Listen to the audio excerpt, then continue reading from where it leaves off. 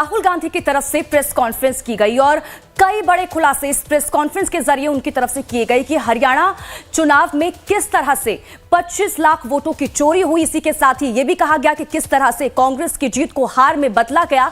इन तमाम चीजों को लेकर देखिए एग्जाम्पल भी यहां पर दिए गए कि किस तरह से ब्राजील की मॉडल की जो तस्वीर है वो हरियाणा के वोटर लिस्ट में आई। इसी की तरह से एक महिला की जो तस्वीर है वो 22 जगह पर दिखाई दे रही है। तो किस तरह से ये पूरा खेल रचा गया है और यह भी कहा गया कि युवाओं को ये पूरा खेल समझना चाहिए कि किस तरह से लोकतंत्र की हत्या की गई है। अब देखिए इस प्रेस कॉन्फ्रेंस के बाद दिल्ली से लेकर पटना तक सियासत गर्म हो चुकी है, क्योंकि कल बिहार में भी आपको बता दें कि फर्स्ट फेज में वोटिंग होनी है और ऐसे में राहुल गांधी की तरफ से यह भी कहा गया कि इससे पहले देखिए चाहे हम मध्य प्रदेश की बात करें, इसके अलावा हम कर्नाटक की बात करें, उन तमाम राज्यों में तो यह हुआ ही है। हरियाणा के साथ साथ अब आगे आने वाले समय में देखिए बिहार में भी ये होने वाला है। तो कई बड़े खुलासे यहां पर राहुल गांधी की तरफ से किए गए हैं। तो जो क्या कुछ राहुल गांधी की बड़ी बातें रही वो भी आप तक पहुंचा रहे हैं। देखिए पोस्टल बैलेट में कांग्रेस आगे थी, ये राहुल गांधी की तरफ से कहा गया। हरियाणा कर्नाटक में चोरी पकड़ी गई और अब यही खेल बिहार में भी होगा। कई राज्यों में वोट चोरी हुई है, हमें लगातार ये इस तरह की शिकायतें मिल रही थी।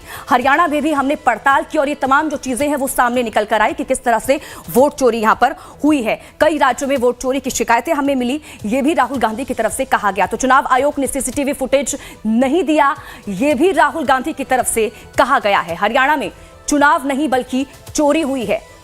हरियाणा में एक फोटो पर 100 वोटर, यह भी राहुल गांधी की तरफ से कहा गया।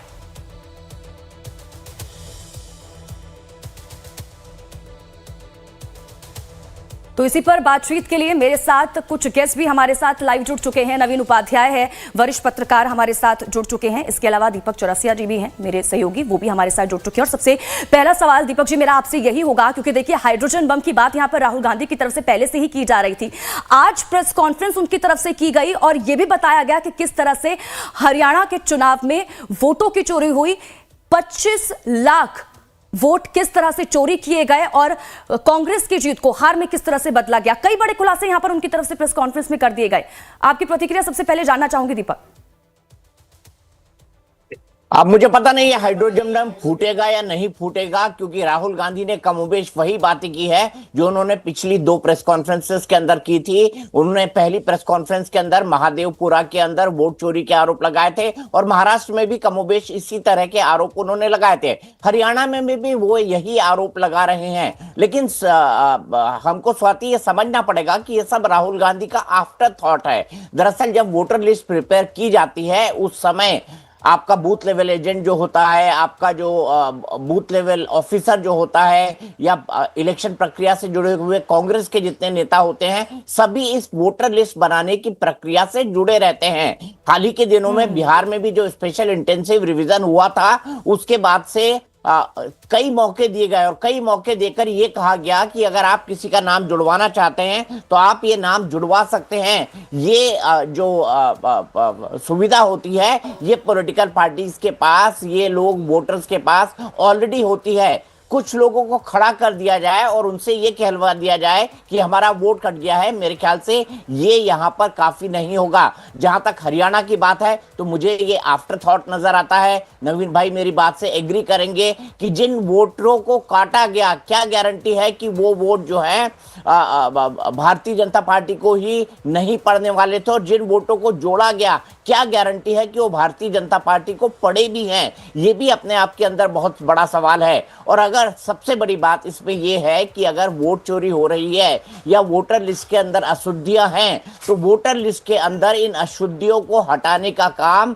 सिर्फ स्पेशल इंटेंसिव रिवीजन कर सकता है, जिसको करवाया जा रहा है। तो ये भी अपने आप में एक बड़ी बात है जो special intensive revision election commission करवा रहा है। मुझे नहीं लगता कि राहुल गांधी के इन आरोपों के बाद वाकई में कोई हाइड्रोजन बम फूटेगा, क्योंकि राहुल गांधी जिस तरह से उन्होंने कर्नाटक में किया, जिस तरह से उन्होंने महाराष्ट्र में किया, वैसी ही बात वो कमोबेश हरियाणा के लिए कर रहे हैं।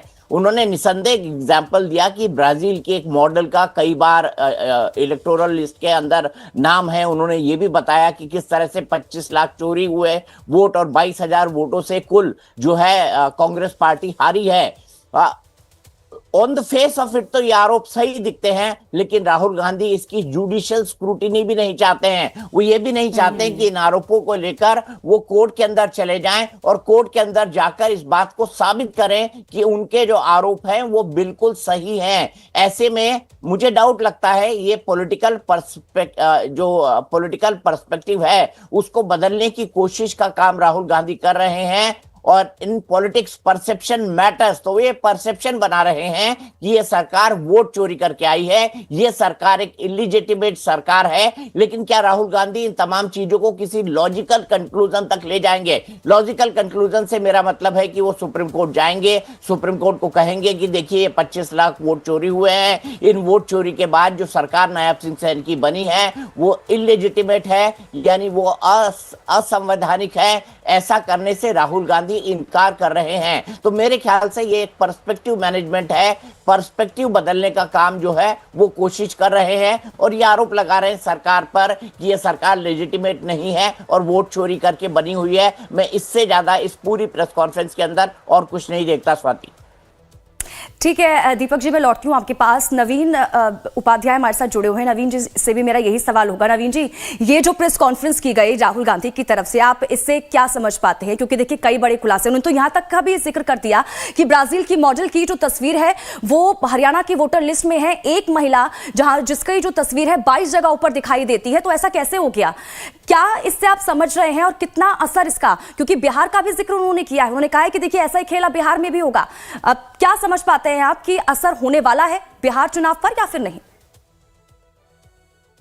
देखिए, इसमें दो पहलू है। जो प्रेस कॉन्फ्रेंस जो उन्होंने कहा, जैसे दीपक जी ने बताया कि जो वोट कुछ लोग कट गए हैं और उनको सामने लायक कहवाया गया वोट कट गए हैं, उससे हम नहीं जानते हैं कि वो उन लोगों को आप प्रायोजित तरीके से भी ला सकते हैं और नॉट नेसेसरली किसी एक व्यक्तिगत पार्टी को, किसी एक पार्टी को वोट देंगे, वो दूसरी बात है।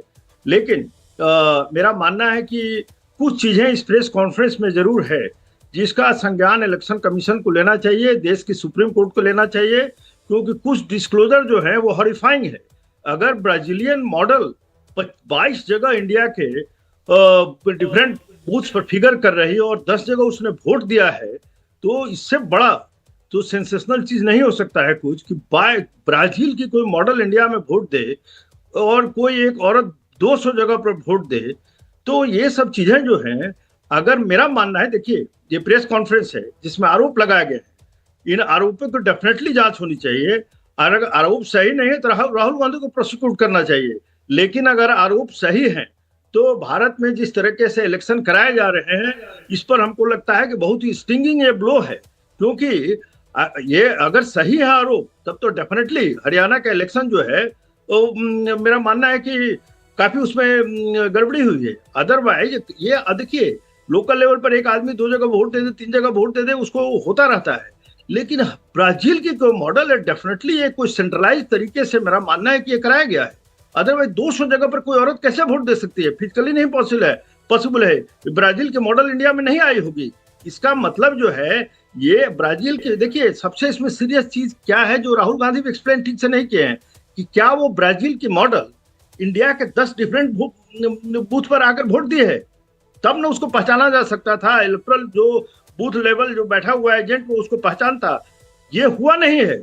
ये इलेक्ट्रॉनिक तरीके से मैनिपुलेट करके जहां तक लग रहा है कि वोट किया गया है। तो इसका तो डेफिनेटली जांच होना चाहिए। मेरे अनुसार सीरियस जांच होनी चाहिए। और इलेक्शन कमीशन का ये कह देना कि ये जो हेलो जी नवीन जी, मेरी हाँ, ये इलेक्शन कमीशन का ये कह देना कि ये पॉलिटिकल पार्टी की रिस्पॉन्सिबिलिटी है कि वोटर लिस्ट की जांच करे। अरे भाई, आपको पैसा दिया जा रहा है। पॉलिटिकल पार्टी अगर अपनी रिस्पॉन्सिबिलिटी में फेल कर गया तो ये देश का इलेक्शन केवल पॉलिटिकल पार्टी के लिए नहीं है, मेरे लिए भी इंपॉर्टेंट है। मेरे पैसे से चल रहा है इलेक्शन कमीशन, तो इलेक्शन कमीशन अकाउंटेबल है मेरे लिए भी। वो ये कहकर नहीं बच सकता है कि पॉलिटिकल पार्टी अपना काम नहीं कर रही है, तो आप क्या कर रहे हैं? सवाल ये भी उठता है। इसकी जांच होनी चाहिए। मेरा मानना है राहुल गांधी गलत है। हम ये नहीं कहते कि राहुल गांधी सही है किसी भी आरोप की, लेकिन इतनी सीरियस आरोप की अगर आप जांच नहीं करते हैं तो ये बहुत ही दुर्भाग्यपूर्ण है। सुप्रीम कोर्ट को सुओ मोटो इसको लेना चाहिए। ठीक है नवीन जी, मैं लौटती हूँ आपके पास। इस पर आगे भी चर्चा जारी रहेगी, लेकिन इस बीच राहुल गांधी की तरफ से, ब्राजील मॉडल की तरफ से क्या कुछ कहा गया था प्रेस कॉन्फ्रेंस में, अपने दर्शकों को एक बार फिर से सुनवा देते हैं। अब मैं आपसे पूछना चाहता हूं और हरियाणा के युवाओं से पूछना चाहता हूं, हरियाणा की जनता से पूछना चाहता हूं कि ये कौन है, इसकी एज क्या है, ये कहां की है, इसका नाम क्या है।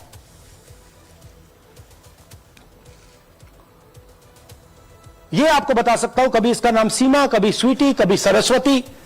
22 बार हरियाणा के युवा, अच्छी तरह सुनिए, 22 बार 10 बूथ में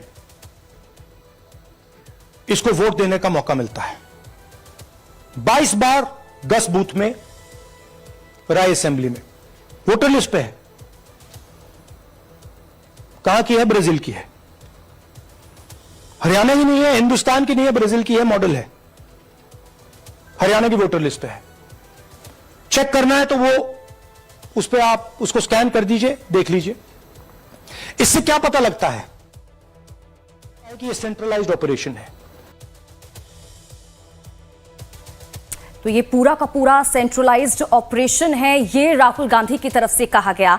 अब दिल्ली से हमारे संवाददाता हमारे साथ लाइव जुड़े हुए हैं कमलेश का भी रुख कर लेते हैं। कमलेश, आज जो राहुल गांधी की तरफ से प्रेस कॉन्फ्रेंस की गई और ये बताया गया कि हरियाणा में किस तरह से अब हमारी जीत को हार में बदला गया, ये तमाम और कई सबूत भी यहां पर रखे गए कि किस तरह से एक ही महिला की जो तस्वीर है कि वोटर लिस्ट में कई जगह पर है, ब्राजीलियन मॉडल का भी जिक्र यहां पर किया गया, कई चीजों का जिक्र किया। उन्होंने बताया कि किस तरह से एक तस्वीर बच्चे की नजर आ रही है, लेकिन वहां पर उम्र देखिए 70 साल के करीब यहां पर दिखाई दे रही है। कई जगहों पर जो पुरुष हैं उनकी शक्ल दिखाई दे रही है, फोटो है, लेकिन महिला वोट कर रही है। तमाम चीजों का खुलासा यहां पर राहुल गांधी की तरफ से किया गया है। क्या जानकारी इसको लेकर, क्योंकि देखिए राहुल गांधी ने साफ बोल दिया है कि अब तो देखिए आप जो बिहार में चुनाव हो रहे हैं उस पर भी इसका असर पड़ेगा।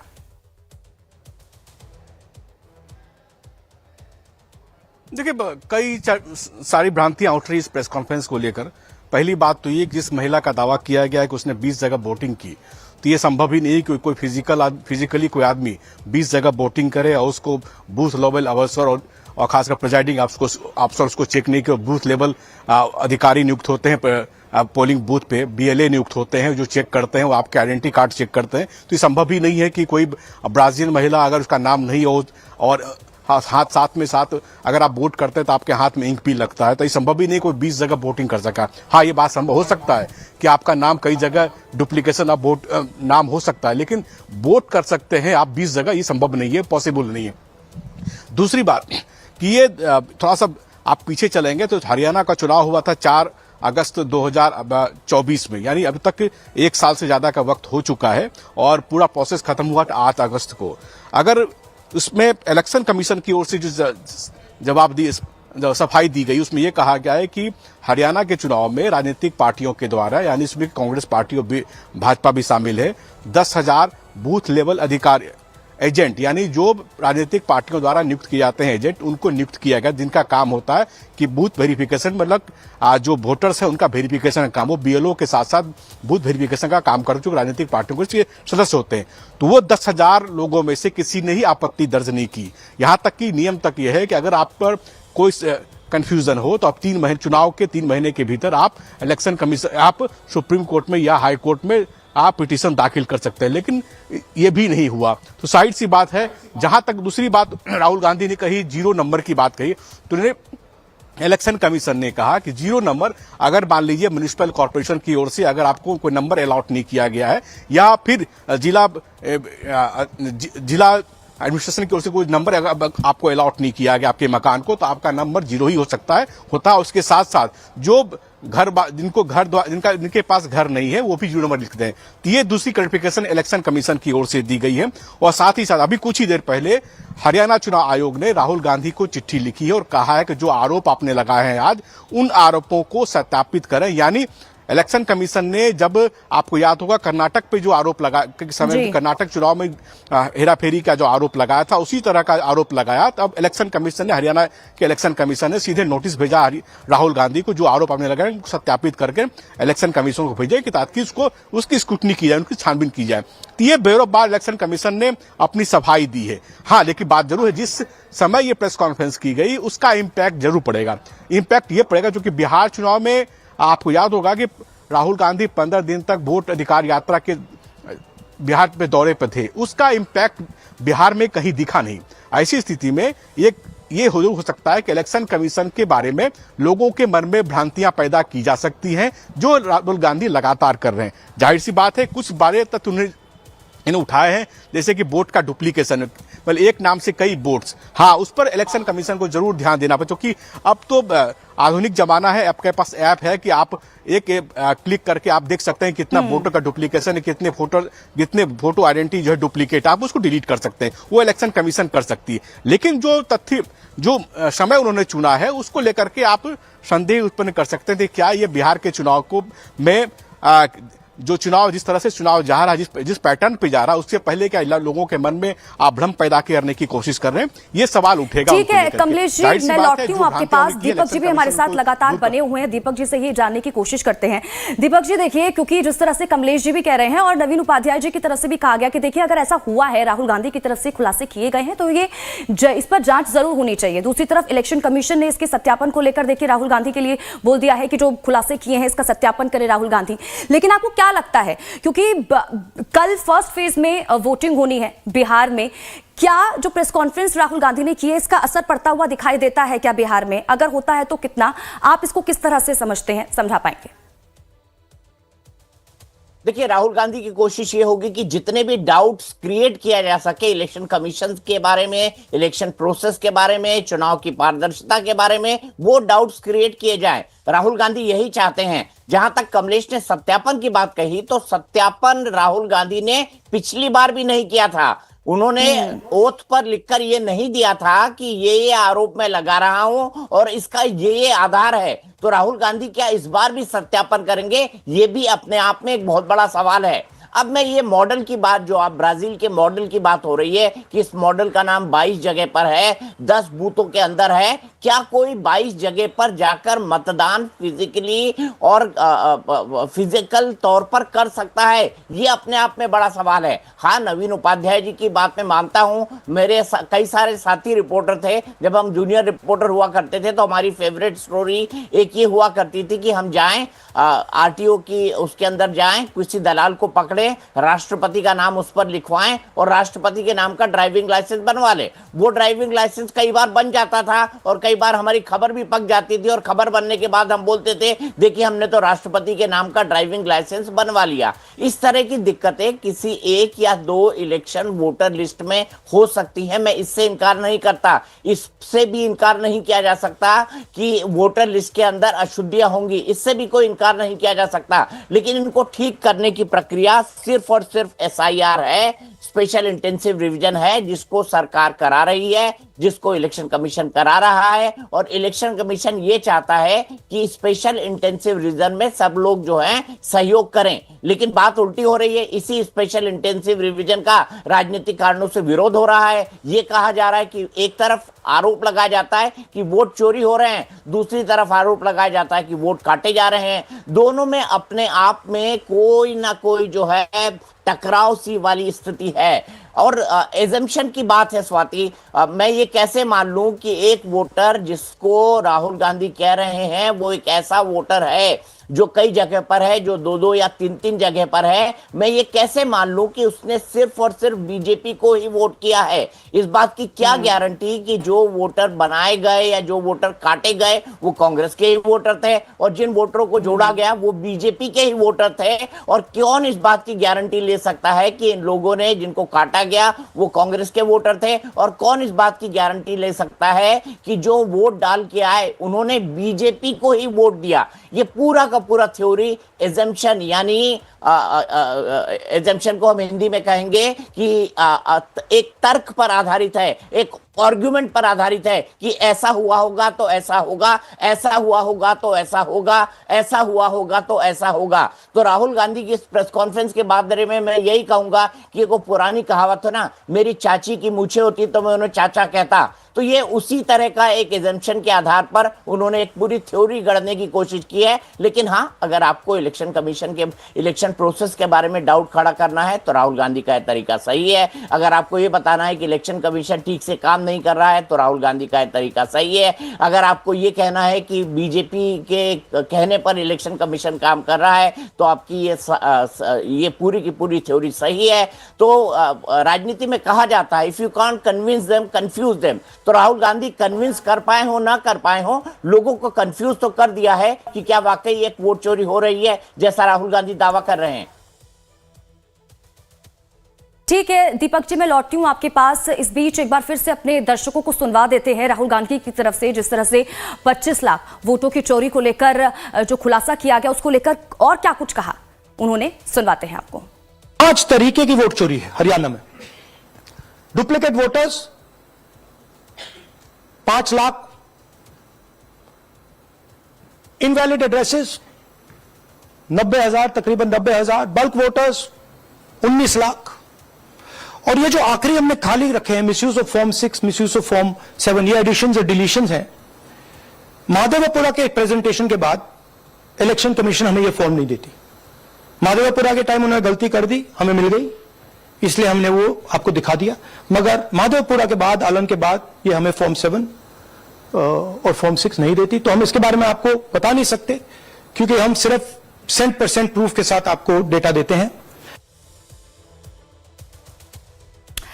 तो नवीन उपाध्याय जी लगातार बने हुए हैं। नवीन जी का एक बार फिर से रुख कर लेते हैं। नवीन जी, मैं आपसे ये भी समझना चाहूंगी क्योंकि इस प्रेस कॉन्फ्रेंस में कई बार युवाओं का जिक्र राहुल गांधी की तरफ से किया गया। जेंजी जो टर्म है उन्होंने इसका इस्तेमाल किया। क्या लगता है आपको, क्योंकि देखिए अब कितने बड़े लेवल पर ये वोटों की चोरी हुई है, जिस तरह से दीपक जी भी कह रहे थे, अब उसका तो देखिए सत्यापन करने के लिए इलेक्शन कमीशन की तरफ से बोल दिया गया है। आने वाले समय पता चलेगा क्योंकि तमाम एग्जाम्पल तो यहाँ पर राहुल गांधी रख देते हैं, लेकिन जब वाजिब जवाब की बात आती है तो पीछे हट जाते हैं, वो देते नहीं है। लेकिन जेंजी पर, युवाओं पर इसका कितना असर होता हुआ दिखाई देगा, खासकर कि बिहार के युवाओं पर, क्योंकि कल फर्स्ट फेज में वोटिंग है।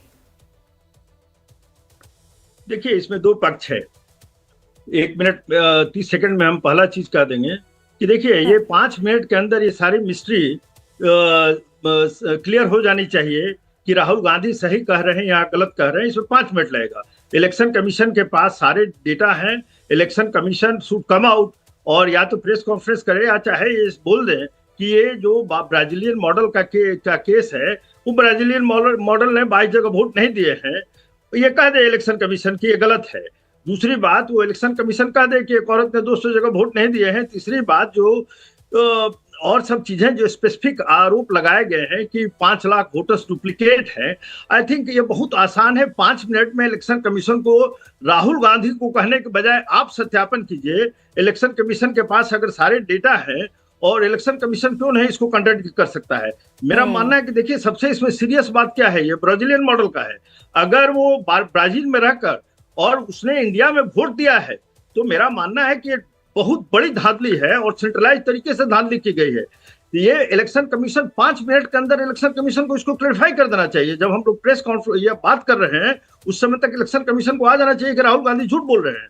राहुल गांधी से सत्यापन की बात आप क्यों कह रहे हैं? इलेक्शन कमीशन डिनाई करे और राहुल गांधी को डिफेमेशन को प्रोसिक्यूट करे, पहला चीज। दूसरा चीज, ये जो डिस्क्लोजर टाइमिंग जहां तक सवाल है, डेफिनेटली देखिए एक पॉलिटिकल नेता रहता है, वो अपना पॉलिटिक्स करता है। राहुल गांधी ने जो ये किया है बिहार के इलेक्शन को इन्फ्लुएंस करने के लिए किया है। बार बार उन्होंने जैन जी का नाम लिया है, वो इसलिए लिया है कि बिहार सबसे यंगेस्ट स्टेट है एज फार एज वोटर्स के एज का सवाल है। तो महिला और यूथ बिहार में काफी निर्णायक रोल अदा करेंगे। और मेरा मानना है कि ये प्रेस कॉन्फ्रेंस जो है वो टारगेटेड है यूथ को लेकर, लेकिन इलेक्शन कमीशन हम अपील करेंगे इलेक्शन कमीशन। ठीक है, इसको लेकर आगे भी दीपक जी से भी समझने की कोशिश करेंगे कि वो कितना इत्तेफाक। नवीन जी, आपकी बात से